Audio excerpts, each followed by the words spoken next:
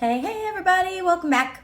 Thanks for coming back for another slow and steady walkthrough.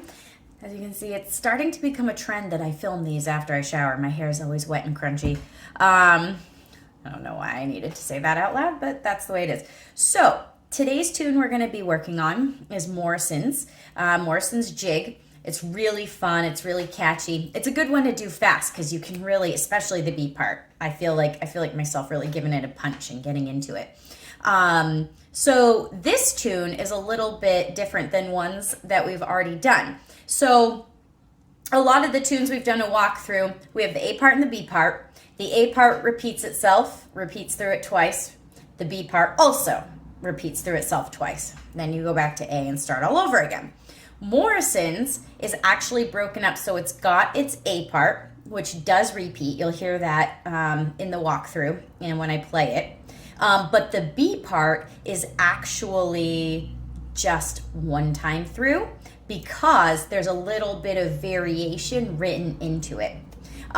So rather than repeating the B part, it's actually written out a bit longer because it has some variation built in. I just repeated myself, but anyway, you get the point. So this whole talking and having a conversation with a camera when there's no one there to talk to is one of those things where, I don't know, it's kind of weird. But anyway, so yes, with Morrison's, it's going to feel like it has that same length as a lot of other jigs, except the B part is just written out differently because there's a little bit of variation. So you're gonna hear that when I play it.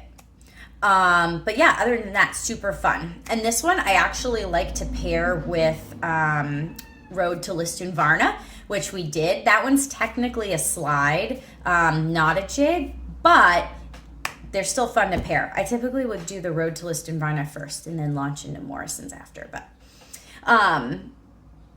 so I take this tune on. Again, you see cuts.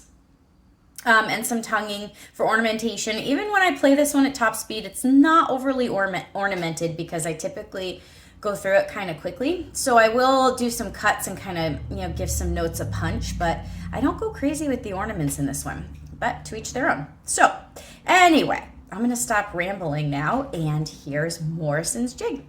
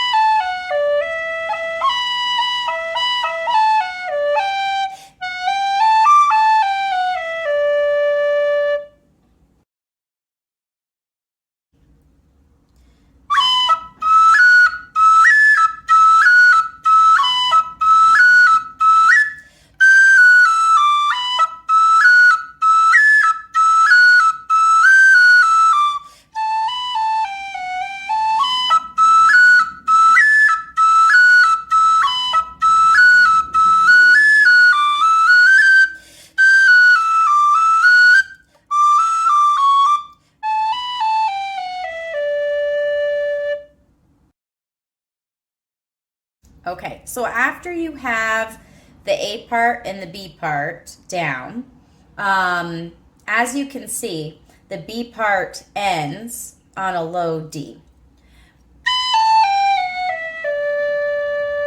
Okay, now when you hit that D, you would then loop back in to the A part.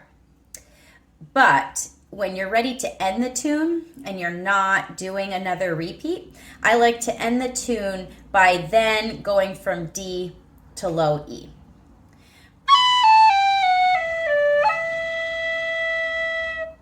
So as you can see, it kind of brings it back around. It sounds a bit more final when you're ending the tune that way versus just ending it on the low D.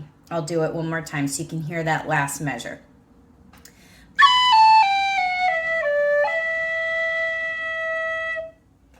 So that's how I would put an ending onto Morrison's once I know there's no more repeats in the tune.